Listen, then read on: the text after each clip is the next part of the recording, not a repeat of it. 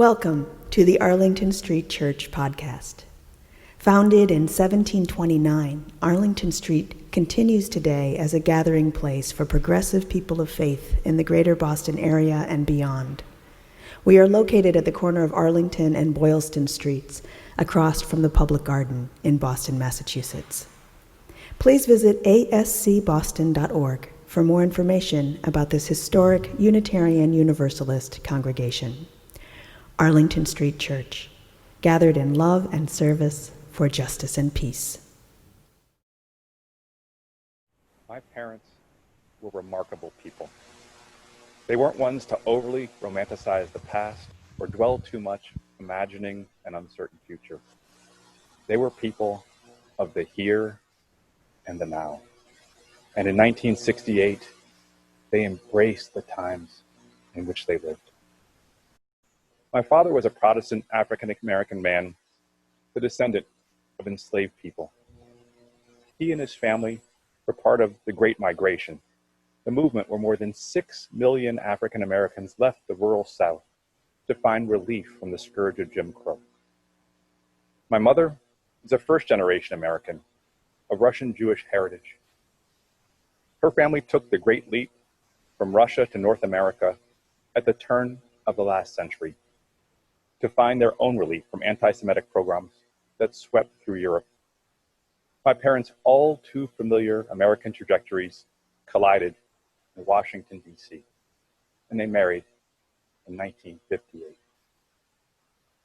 As you may imagine, they had a beautiful, wide-ranging assortment of friends, of diverse ages and backgrounds that they loved to entertain. 1968 was no ordinary time. It was, however, a time very similar to our own, a period of great upheaval, uncertainty, and national anxiety. We were in the midst of a grinding, growingly unpopular war and a contentious general election. There were acts of political violence that ignited riots across the nation, and of course, a worldwide viral pandemic that claimed over 100,000 American lives. As the saying goes, history doesn't repeat itself, but it often rhymes. So what did my parents do in the face of such turmoil? They embraced the times in which they lived, and they threw a psychedelic-themed dance party. Now, I was just 4 years old and was not included on the guest list, but I was a keen observer and made note of all the preparations. Colorful, oversized daisy cutouts, love beads, dashikis, and most memorably, the velvet blacklight posters they hung throughout the basement. I never tired of the thrill of the blacklight's magic. We turn it on, and the colors of the black velvet posters quivered with a vibrancy that my young mind had never imagined. But it wasn't all good. One of the posters was of an ethereal, feminine spirit emerging from the flames of a bonfire, dancing to an unheard music with the caption, "Light my fire." As a dutiful son, this scared me. My parents repeatedly warned me of the forbiddenness of matches and the danger of fire. Yet this woman seemed to beckon the destruction. I was unnerved by her wantonness every time I passed by. The psychedelic party became legendary among their friends. And years later, when I was old enough to understand the full complexities of adult life, I overheard one of their friends remark with unsettling earthiness, "Ooh, that was a good party." In my mind, their flower power season of love dance party suddenly morphed into a disconcerting Nero-esque bacchanal that I pushed from consciousness. The memory of that party burned bright in the minds of the revelers for a long, long time. Unfortunately, less than 5 years later, the light in my father's eyes would dim forever when he suffered an untimely death at just 46. And now, in an assisted living facility in the suburbs of Washington, D.C., another fire is ravaging my mother's mind, laying waste to her speech and memories. As you know, a biological conflagration is sweeping across our great nation, and congregate living facilities are the kind of dry kiln that's particularly vulnerable to these errant viral sparks. I work as a physician, performing minimally invasive surgical procedures, and have spent the past several months in an ICU helping our vulnerable patients in need. At its peak, the ICU surged to 3 times its usual volume. We were only able to stay afloat with assistance of visiting practitioners from around the country. Indiana, Texas, Florida, North Carolina, Arkansas, and Fall River, Massachusetts sent its nurses, respiratory therapists, and intensivists who helped us successfully weather the surge.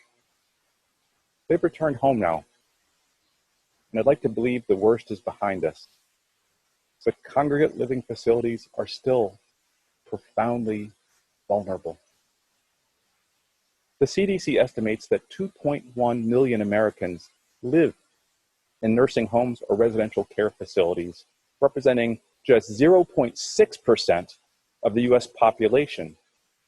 Yet these residents represent 11% of all COVID-19 infections across America and 42% of all US 19 COVID deaths. There is a biologic conflagration sweeping across America, and our most vulnerable citizens are at greater peril than ever before. I believe testing, personal protective equipment, as well as an army of relief healthcare workers, educators, and increased access to testing is needed for our vulnerable congregate living family and the devoted staff that serves them. I do not share my parents' temperament. I am not instinctively a here and now kind of person. I come from the world of the doers. I'm more of a low-level workaholic, hope for the best, prepare for tomorrow kind of person. It often leaves me anticipating an idealized future that I rarely get to fully inhabit. But as the urgency of the pandemic began to build, I knew something significant was at hand. I set aside some of my instinctive ways and learned to embrace the great moment we inhabit. In the dawn hours, I became time's witness, walking the city without any purpose other than to appreciate the architecture, gardens, vast unpopulated urban landscapes, and the emergence of spring. I'm still productive in my isolation. Some things never change. But I'm not eager to get back to normal. And I'm not obsessively preparing to create a new normal. I'm appreciating the richness of the life I inhabit now. My time horizon doesn't extend further than a week, and I have hope this experience will lead me to a more grounded, balanced, connected, and mindful existence. I still have my productive cycle of distractions: cleaning, organizing, running, email mitigation, rinse, repeat. But I am ever mindful of the dangerous storms that are still burning across our grand republic of suffering. Even the purple heliotrope my husband planted in our garden quivers with a familiar, unsettling vibrancy, reminding me of that mischievous fright. My greatest hope for my mother is in her final chapters. When it's her time, I can bring her in for a gentle landing. I can't do that if I'm physically unable to be with her. This would be my greatest catastrophe. In my anxiety, I find myself silently whispering, "Please, don't light this fire." My beloved spiritual companions, these are no ordinary times. Many years from now, when you are asked Mary Oliver's existential final test question, what did you do with your one wild and precious life? I hope you can answer, like my parents, you embraced the times in which you lived.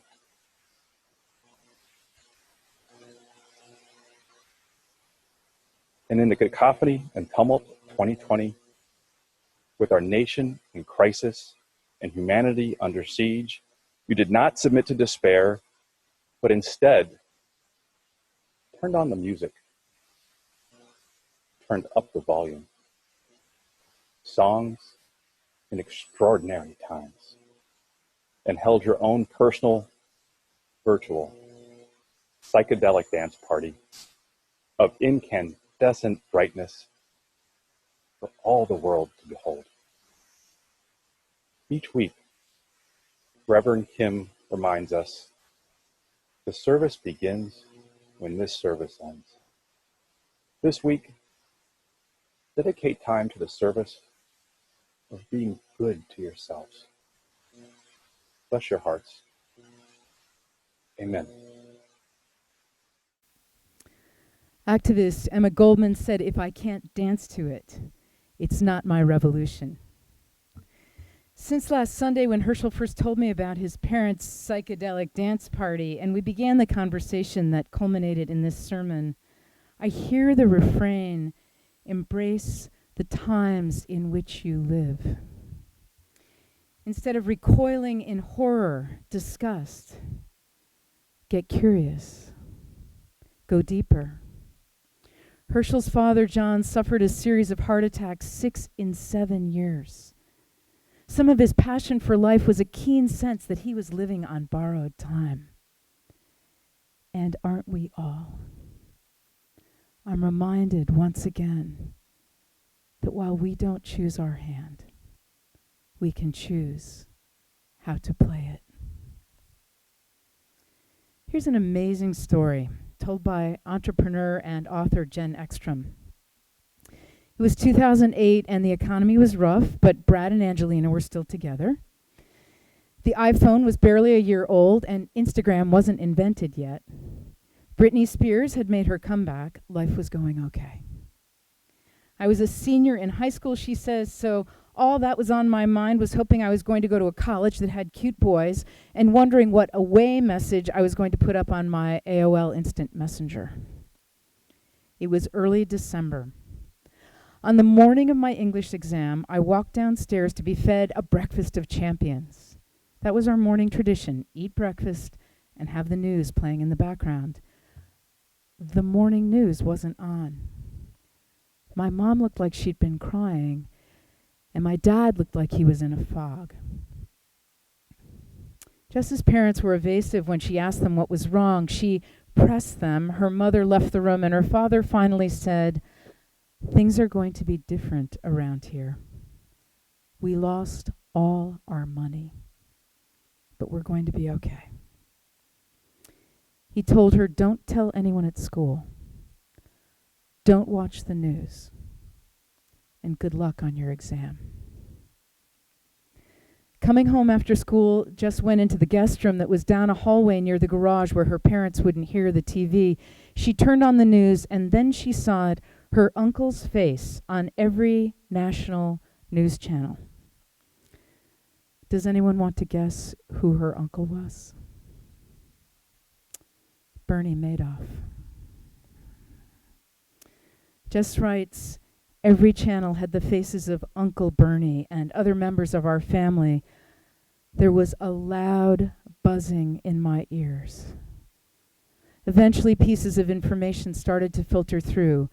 Bernie Madoff, fraud, Ponzi scheme, life in prison, victims. Staring at that TV screen, I was in awe of the fact that I was connected to this person who could do something so awful. The biggest financial fraud in the history of Wall Street, stealing more than $65 billion from a huge list of clients. I told my parents I knew. Everything had changed. The Ekstroms did not wake up the next morning and say, everything happens for a reason. They felt it all. But then one day, not too long afterwards, Jess and her family were in an elevator. A man got on and blurted out, I lost my daughter 2 weeks ago in a car accident. It was like being shouted awake. They had lost their money, but they still had each other. Jess's grandparents in their 70s were catapulted out of retirement, having always loved making long car trips. They pulled taxi permits, put a magnet with their phone number on the side of their car, and started an airport ride service. The first job they took was New Year's Eve, 2008, only 23 days after discovering they had lost everything. Over the next 8 years, they made 25,000 trips. While we don't choose our hand, we can choose how to play it. I returned to Hirschel's parents, Elaine and John, Washington, D.C., 1968, refusing to give in to despair. The image of that feminine spirit emerging from the flames, a phoenix from the ashes. Light my fire. These days, it feels as if the world is on fire. As we honor the queer people who rose up for liberation, on whose shoulders we all stand today, as we join in the movement for Black lives and dedicate ourselves to the ongoing struggle for justice and freedom, let us not fall victim to the privilege of despair. I want to close by telling a brief personal story. On April 25th, 1993, 1 million people marched on Washington for queer rights. I gave the sermon that morning at All Souls Unitarian in D.C., and 3 things happened that day I will never forget. In reverse order, after the service, standing in the sunshine on the front steps of the church, a woman asked me if she could take my picture, and that woman was Kim Moorhead. She proceeded to march with me. We marched together, and we have been marching together ever since.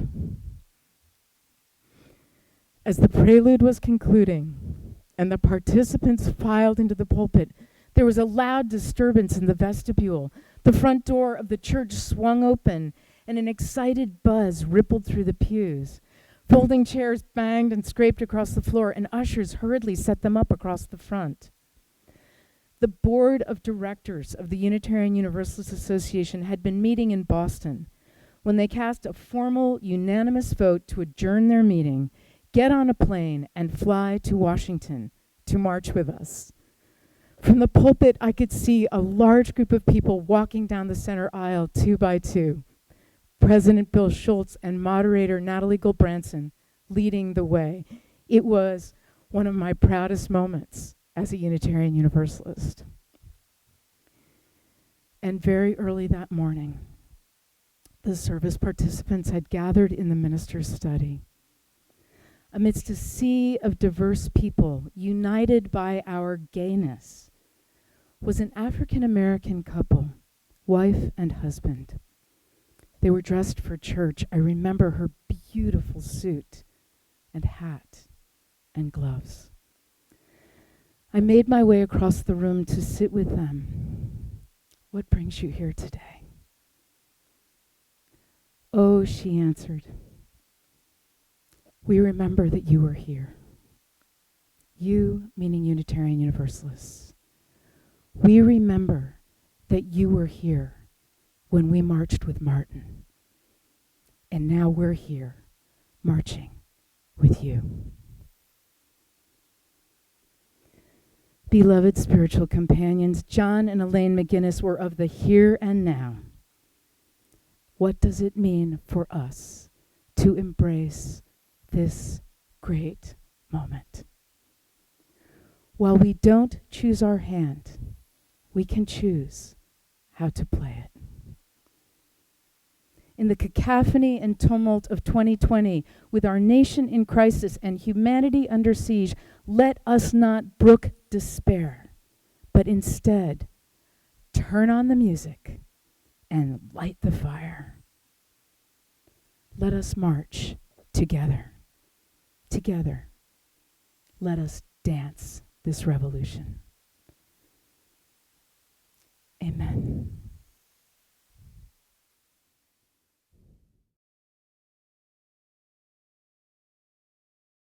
And now for our benediction, I invite you to put your hands over your heart in Namaste. I bow to the divine in you. Our benediction is from Pierre Teilhard de Chardin. Someday, after mastering winds, waves, tides, and gravity, we shall harness the energies of love. And then, for the second time in the history of the world, we will discover fire. Let us keep this faith, beloveds, and pass it on. The service begins when the service ends. Bless your hearts. I love you. Amen.